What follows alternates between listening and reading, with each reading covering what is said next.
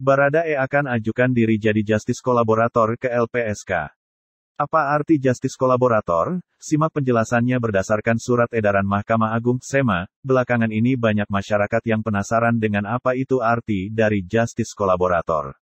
Istilah justice kolaborator terdapat dalam Surat Edaran Mahkamah Agung (SEMA) Nomor 4 Tahun 2011 tentang perlakuan bagi pelapor tindak pidana, whistleblower, dan saksi pelaku yang bekerja sama, justice kolaborator, di dalam perkara tindak pidana tertentu. Jadi, apa artinya justice kolaborator? Sebutan justice kolaborator adalah sebutan bagi pelaku kejahatan yang bersedia bekerja sama dalam memberikan keterangan dan bantuan bagi penegak hukum. Dalam Surat Edaran Mahkamah Agung tersebut, dijelaskan bahwa seseorang dapat dikategorikan menjadi justice kolaborator apabila merupakan salah satu pelaku tindak pidana tertentu, mengakui kejahatan yang dilakukannya, bukan pelaku utama dalam kejahatan tersebut, dan memberikan keterangan sebagai saksi dalam proses peradilan. Keterangan dan bukti-bukti yang diberikannya dinyatakan oleh jaksa penuntut umum sangat penting dan dapat membantu pengungkapan kasus, mengungkap pelaku-pelaku lain yang memiliki peran lebih besar, dan mengembalikan aset atau hasil dari tindak pidana tersebut.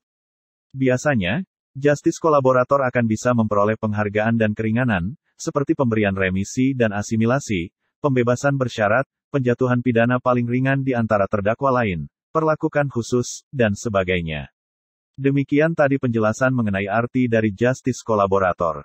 Tersangka kasus penembakan Brigadir J, Richard Eliezer alias Baradae akan mengajukan diri sebagai justice kolaborator JC ke institusi Lembaga Perlindungan Saksi dan Korban LPSK, terkait kasus penembakan di rumah dinas Irjen Pol Verdi Sambo. Pengacara Baradae, Deolipa Yumara menjelaskan pengajuan itu dilakukan untuk membongkar kasus penembakan Brigadir J sebagaimana faktanya. Baca juga, heboh soal Verdi Sambo, Polri paparkan beda tupoksi tim sus dan irsus di kasus Brigadir J. Tentunya kita dalam kacamata konteks hukum ini penting untuk dilindungi sebagai saksi kunci meski tersangka sehingga kami bersepakat ya sudah kita ajukan diri yang bersangkutan sebagai justice kolaborate dan kita meminta perlindungan hukum ke LPSK, ujar Deolipa kepada awak media di Gedung Bareskrim Polri, Jakarta Selatan, Minggu, tanggal 7 Agustus tahun 2022. Dalam kesempatan itu, Deolipa juga sekaligus menekankan soal penunjukan dirinya beserta tim sebagai kuasa hukum baru yang akan mendampingi Baradae dalam kasus ini.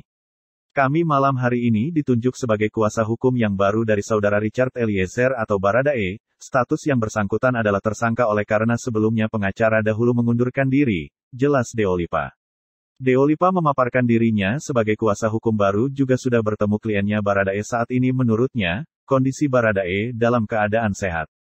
Kami sempat bertemu dengan yang bersangkutan yaitu Baradae dan yang bersangkutan dalam keadaan baik sehat, tidak kurang suatu apapun juga. Dia, Baradae, bersedia menandatangani surat kuasa untuk pendampingan di wilayah penyidikan, tutupnya.